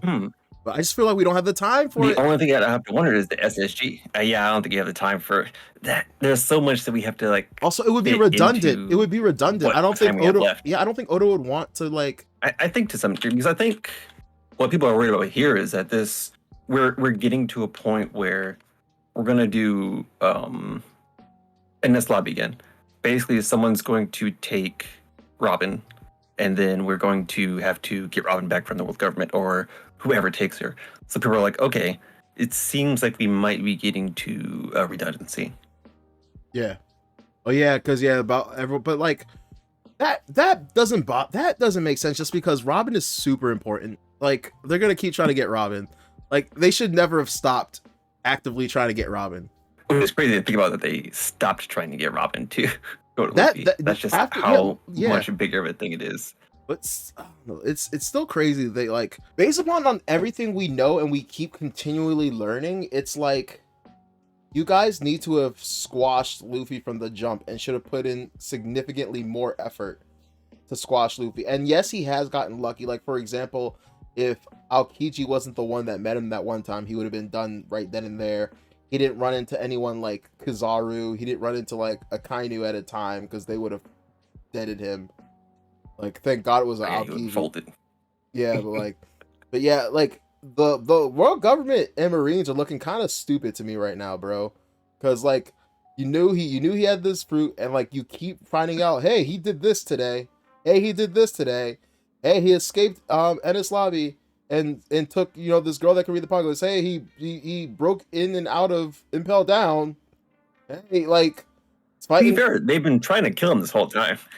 Like I feel like they sent Aokiji, and because they send these people that are like you can definitely kill them. Like they sent Aokiji's like Aokiji can do it, and then he's like, wait, did they send? I forget. Refresh my memory. Did they send Aokiji for him? Not for him specifically. Aokiji was doing his own. That's my point. That's my point. Like, they need to have been like, hey, yo, picked a random vice admiral and been like, get him. But that's before Water 7. So that's when all he really did was topple Crocodile. Yeah. And that's not like a huge like world threatening feat. Yeah. Basically, he took down a warlord that they didn't care about, that was doing evil things that they didn't care about. So they're like, all right, he did whatever. But Aokiji kind of says, okay, you're going to be a problem later on. And then he is a problem. And then everyone's like, okay, we need to make sure to take them out. And so, like, when they run up to him again in Thriller Bark, they're like, okay, kill them. Make sure they don't leave. And then Kuma's like, yeah, I bet, I got you. And then he doesn't do it. Yep. And they're like, okay, so what happened? Why did we not kill them? What happened? And then the same thing happens at Samondi, where it's like, Kizaru, kill all of them. And he's like, all right, I got it. And then Kuma shows up and is like, nah, not today. Nah. And Kizaru's even like, okay, this is going to be a problem. We got a problem here. Yeah, true. And so, like, once they actively start trying to kill Straw Hats, they keep being stopped by their own people, pretty much. Okay, fair enough. Okay, yeah. No, I do see that. That is coming back. Because it just kind of feels, sometimes it just feels like they just like, and then to be fair, the whole time skip, they thought they were gone. There were the fake Straw Hats and all that. Yeah, and even then they were like, okay, so send some people to look up these fake strides and see if they're the real deal. Something I heard in the mini reverie was that people think this is going to be a very different like arc ending than the others, where we're not going to have time to celebrate. It's going to be one of those things where we have to get the out. We got to go. You think that's the case? Because I don't feel that way, because weren't we told specifically that like who didn't someone say they wanted to talk to Zoro at the sword graveyard? Gukimaru said that. Yeah, so he like needs to come back to the sword graveyard. So like we can't dip after, right? I think they'll have time. I mean, for the most part, the only threat is the Big Mom pirates, who, for all we know, might still be trying up the waterfall. Oh my god! How did we go all video without talking about them? Yeah, dude, that's because we don't need to talk about that. They haven't done anything. yeah, it's crazy how like AFK they've been. They just like, and that was another thing where it's like, because Big Mom fell off Onigashima, I think 2-3 times. So I was like, okay, this is when the pirates step in, because they catch her, then they all get up together and it's all fun. Nah, she gets back up herself.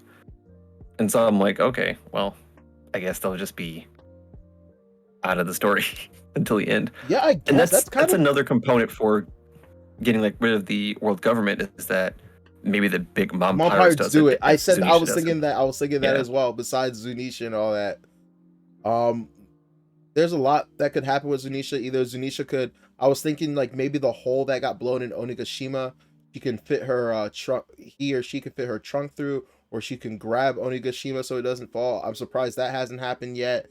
Maybe she could evacuate Wano, and maybe Wano becomes the new city on top of Zunisha's back. Oh, it's like it takes over Zao. Because we do know that the Minks and the pirates have like a really tight knit connection. Predates a lot of things. It goes way back. Yeah. I would wonder what happens to. Well, I guess the thing is, Zunisha won't do anything until Momo gives a command. So Zunisha is going to approach. I'm trying to understand what that's about too, because it can't be a JoyBoy thing. It has to be, once again, with the Minks and Samurai. It has to be, why specifically Momo? Is he one of the weapons? But how do we know it's The biggest thing I have is that he's one of the sovereign that Madame Shirley saw. So basically, they first saw Shirahoshi being born, and they first saw another sovereign being born around this time. And so I'm assuming that's Momo. I'm assuming that's why Momo has the ability to command Zunisha. It's because he's one of the sovereign. Just like Shirahoshi can command Sea Kings, he can command Zunisha. Why? I don't know. But she can command Sea Kings because she's Poseidon. Or no, Neptune. Right. Or no, sorry, Poseidon. No, she's Poseidon, yeah. Because also everyone's still wondering about those Floridian Triangle? The Floridian Triangle, like the giant people. Maybe he can command all those whatever's in there. I keep remembering and forgetting about them because they showed up once and then that's all of what so many things just show up once and that like could possibly be game changing. That's why I know it's gonna come back, but there's so many other things we gotta track. There's so many things we gotta track. Man, there's so much. There's so much. And so like that's one of the things with like the theories is that I really love is that there's almost an endless possibility to what you can think of. That's what I love about One Piece, because it's written so well. If it wasn't written as well as it was, you couldn't do this.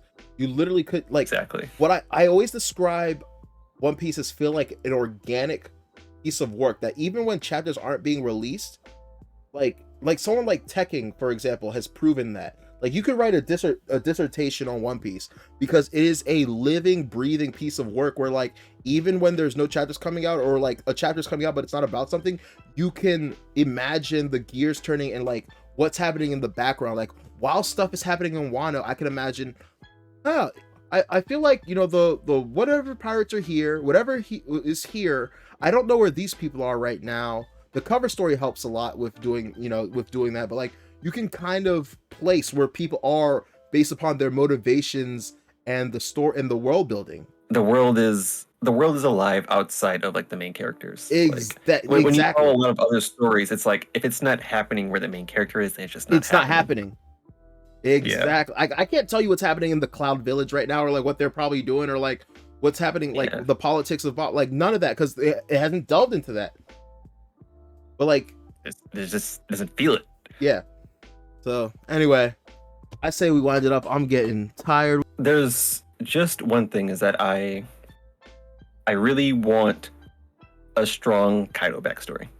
If I could get anything from the West of Wano, I want a strong Kaido backstory. I'm with it. I think that'll tie everything together. I'm with it. But honestly, I've been enjoying Wano so far. Like, I've been reading One Piece since 2000. Okay. So like, I'm kind of at the point where when I read One Piece, a lot of it is me being there for the ride. Like, I do get part of the hype, I do get part of the excitement, but at the end of the day, when I read One Piece, I'm happy to read One Piece. Like, yes, it's just cool. Yes. So like, I'm probably gonna be happy with how Wano ends. I like that. I don't know if it's going to sit at the top of like my favorite arcs. I think, like you said earlier, it's not for pre-time skip right really holds a lot of my heart. Yeah, I can tell you right now, it's not for me. But but yeah, you can find me on YouTube, TyrantKingKuma, and I don't really do socials, but like I said, Twitter, Instagram, TikTok, all that stuff, same name. You said there's an underscore, right? Underscore. Yeah, so Twitter is Tyrant_KingKuma. There we go. And if it's not that, then there's an underscore somewhere in there. But I'm pretty sure that's where it's at. All right, cool. But ulti supremacy. I think that's what I'll end on. All right. Because we love ulti. Ulti supremacy. I think that the One Piece will be at its... I love what you said, by the way, about being here for the journey. Like, just like Luffy, that's how I feel. Like, I'm here for, like, the journey. And, like, the end isn't necessarily what's important. Like, I'm really enjoying this ride. And that's why, like, you know, I love Skypiea. I've been learning recently...